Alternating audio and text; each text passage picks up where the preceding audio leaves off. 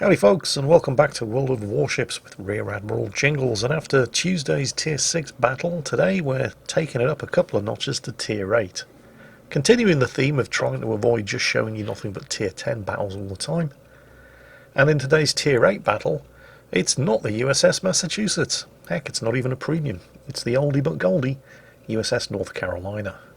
The North Carolina is a big change of pace, pun intended, for US Navy battleship players, coming after the standard battleships of the New Mexicos, the Colorados, the New Yorks.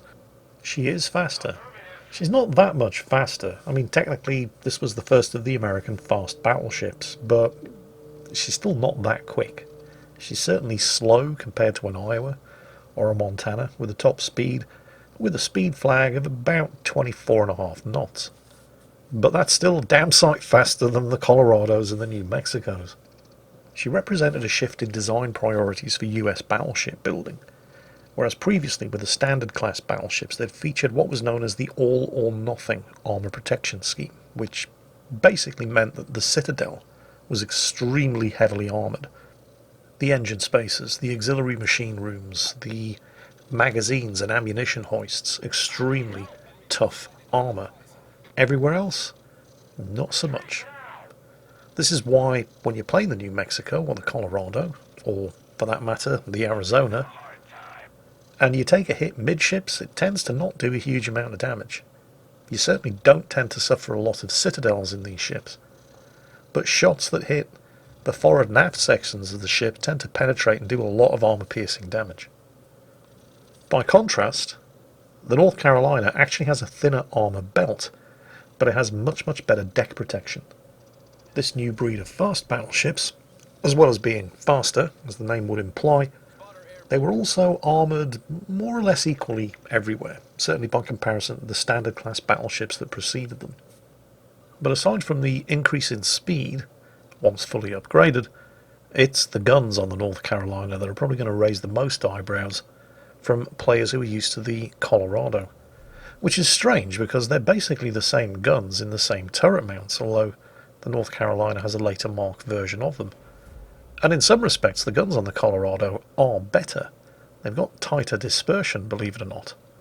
But the North Carolina has three critical advantages over the Colorado in the gun department. First, vastly increased range.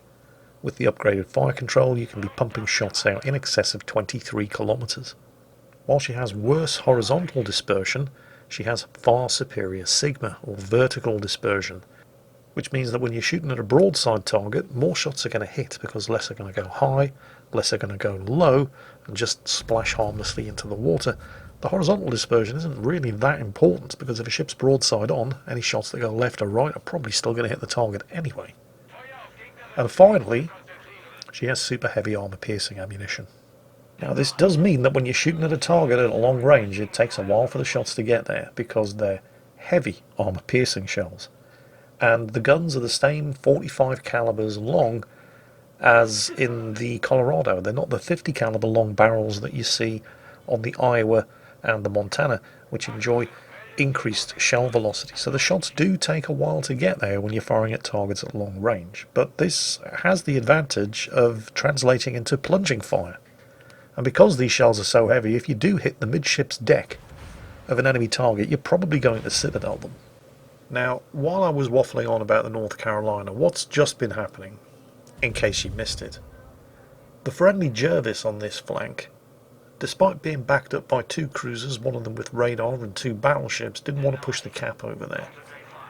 He was frightened that he might get spotted by the enemy Bliskovitcher, despite the fact that he outspots the Bliskovitcher. So the Bliskovitcher has 100% solo capped, uncontested. For some reason the Baltimore didn't bother radaring him until after he'd solo capped, and then when he did radar him and he's still in the same spot and hasn't moved, nobody bothered shooting at him. Oh, that Gorizia just committed a critical error of judgment. Oh, and he's trying to stay hidden in the smoke while shooting. Well, he got what he deserved. But back to the enemy destroyer, who's still in the exact same position where he was last spotted. tucked in behind that island. What that guy has basically done, and remember this is the guy that Jervis was so afraid of, what that guy has basically done is he's just piled straight forward into the cap circle, tucked himself in behind the island, and then alt-tabbed out to go and browse Pornhub or something. He is AFK. He's achieved exactly what he wanted to do with his premium tier 7 Polish destroyer in this battle, and that's get himself some capture points, and now he doesn't care, and he's gone AFK. That's the guy the Jervis was worried about. Ironically, the Jervis, who had all of the backup in the world and wouldn't go near the cap over there because he was terrified of that AFK destroyer, who with any luck Twixxer is going to sink. Yep, there we go. But if you cast your gaze one cap over to the west, right there in the middle of the minimap, Capture Point Bravo, the other destroyer on the team, the Gajimada, who even said at the beginning of the battle, I'll scout Bravo, but I don't fancy my chances of capping it uncontested, with zero support and backup, has actually captured Bravo uncontested, even though all he planned to do was just stick his toe in the water and keep an eye open for any enemy ships. Although, to be completely fair to our reluctant hero in the Jervis, there is a Chapayev down there. It's very likely that the Jervis just wanted to know where the enemy radar cruiser was before he committed to any of the capture points, and as soon as the Chapayev had been spotted, he thought, nope, I'm not going anywhere near that cap circle until he's been dealt with. And you're kind of damned if you do and damned if you don't in destroyers these days. People give them shit for not taking capture points, but then they give them shit for rushing caps and dying early, so, you know, there's no winning. Oh, now this is exactly what I'm talking about with the North Carolina's guns. Watch the spread of those shells.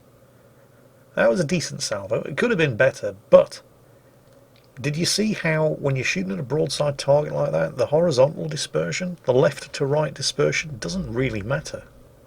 Because if you're aimed at the centre of the target and some shots go left and some shots go right, it's a broadside target, most of those shots are still probably going to hit.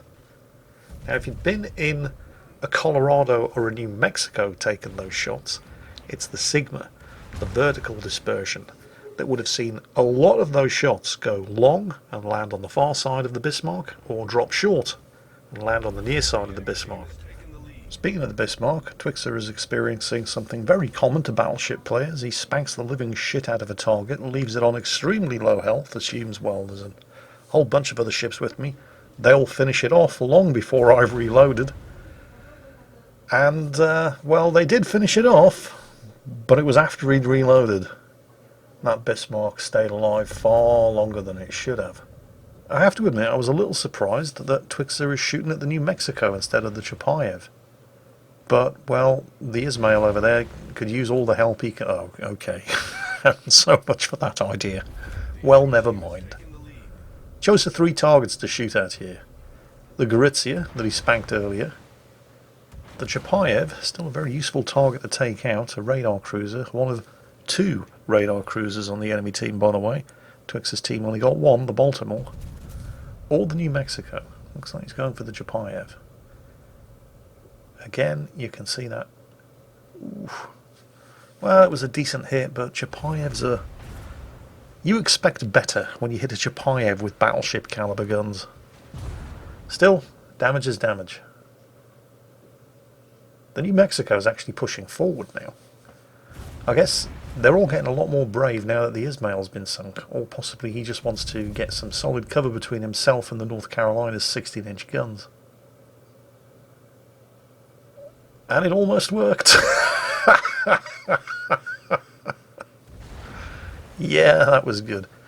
I didn't say it was impossible to citadel a New Mexico or a Colorado. I just said it was very difficult and you shouldn't expect it to happen every time you hit them. That New Mexico's probably not feeling quite so brave now. He does need to die though, because if he's left alive, all these ships to the south and west, Twixxer's going to be sailing into a crossfire. So if somebody else on the team could deal with that New Mexico, that would be absolutely fantastic. Oh, that's what we're talking about. That's what's supposed to happen when you hit a Chapayev with battleship caliber shells. But before we get too carried away, let's just stop and take a quick look at the scores on the doors for a bit of a reality check, because Twixxer's team are at 179 points, the enemy are not far short of 700, and Twixxer's team are reduced to 3 ships against 9 enemies. So if somebody could kill that New Mexico, that would be excellent. There we go. Just what the doctor ordered. So now it's only 3 against 8. Easy. Twixxer once again relying on his teammates to finish off that extremely low health Chapayev while he goes for the Gorizia. And it's essential that they kill these two and kill them quick, because otherwise they will be caught in a crossfire with the rest of the enemy ships coming over from the other side of the map. Nice, he took out the Gorizia. Annoyingly, the Chapayev is still alive. Some shots from the York there. Come on, finish him. And the Chapayev is still alive. Doesn't look like the Jervis is in a position to do anything about it. He's just going to have to leave that Chapayev to the York. That Chapayev is proving to be very, very annoying. Although it might be best if the Chapayev does keep shooting, so he remains spotted to give the York something to shoot at. Twixxer's going for the Graf Spee, who's given him broadside. And it's the Jervis who's actually killed the Chapayev. Good stuff. Don't really care who killed him, as long as he gets killed. This means Twixxer is no longer sailing into a crossfire.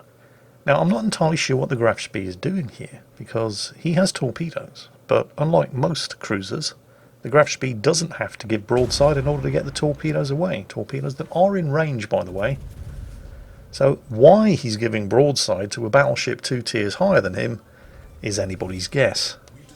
But we're not complaining, we're just grateful that that's one less ship to worry about. So just a minute or so ago, it was 3 against 9.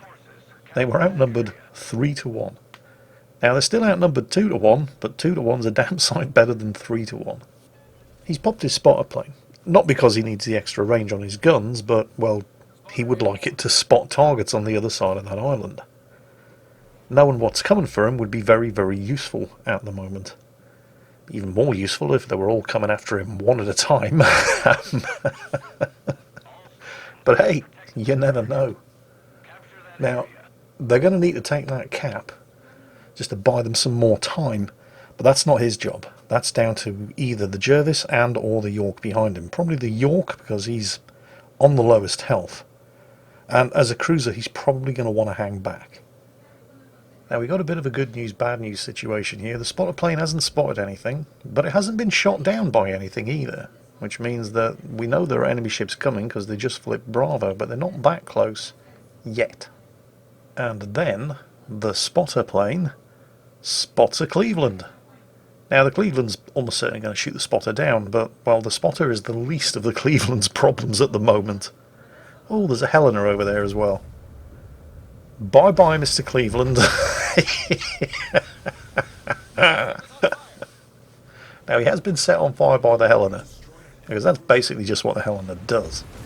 Now, the Helena saw what just happened to the Cleveland, and he doesn't want any of that, so he starts nosing in. Yes, there are other ships over there, but let's just focus on the Helena for the moment. The Helena's problem is that these 16-inch guns can overmatch the Helena's 25mm bow plating, so turning nose in isn't actually going to help him that much, although it will stop him from being citadel to death. But that's just delaying the inevitable, because he was then giving broadside to the York, who was able to shoot from the cap over the island, and even though he was firing high explosive and should have been firing armor piercing, the Helena had been reduced to low enough health that it didn't really matter. And suddenly, it's 3 against 3, although he's up against the big guns now. Both the Nagato and the Colorado also have 16-inch guns. And what he really doesn't want to be doing here is fighting all 3 of them at the same time. So he's going to have to start using cover. And there's a very handy island right in front of him that should shield him from the Nagato's 16-inch guns. So what I think Twixxer wants to do here, I mean, obviously he wants to get that island between himself and the Nagato.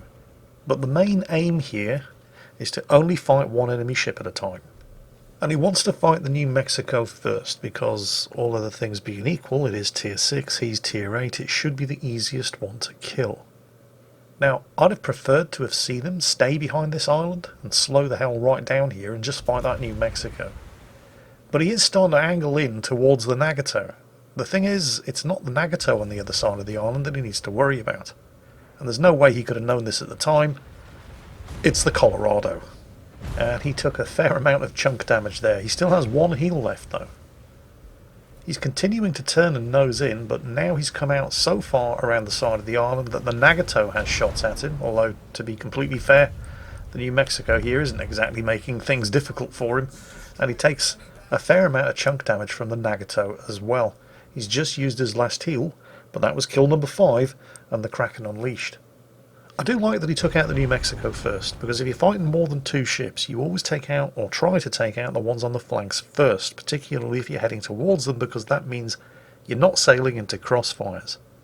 At the beginning of the game, he hung back and reversed away when he needed to from that big cluster of enemy ships to the south, so he wasn't sailing into a crossfire from them. Now, he's eliminating the ships on his flanks first, so that he's still not sailing into a crossfire. Of course, this positioning thing does work both ways. You do what you can to avoid sailing into crossfires, and the enemy team do what they can to put you into a crossfire, or at least that's what they should be doing.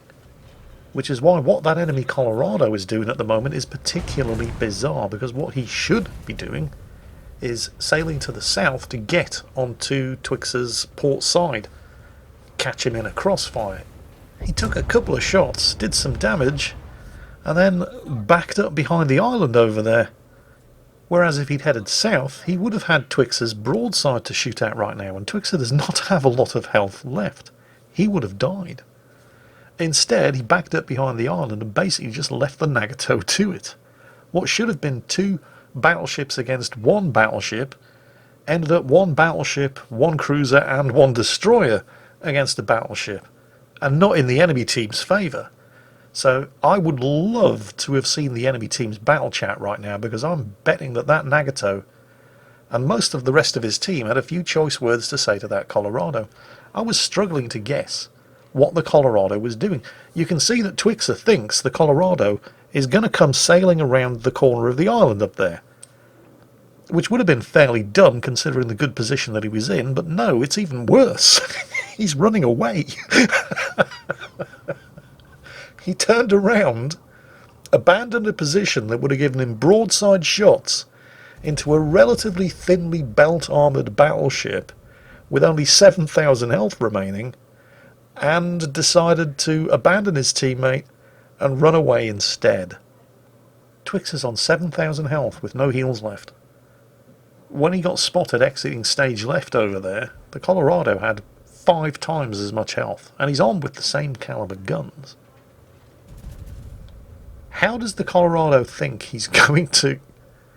You can't hide a Colorado. Where does he think he's going? The Jervis can keep him spotted for the rest of the game. There isn't much of the rest of the game left. Does he think that he's going to...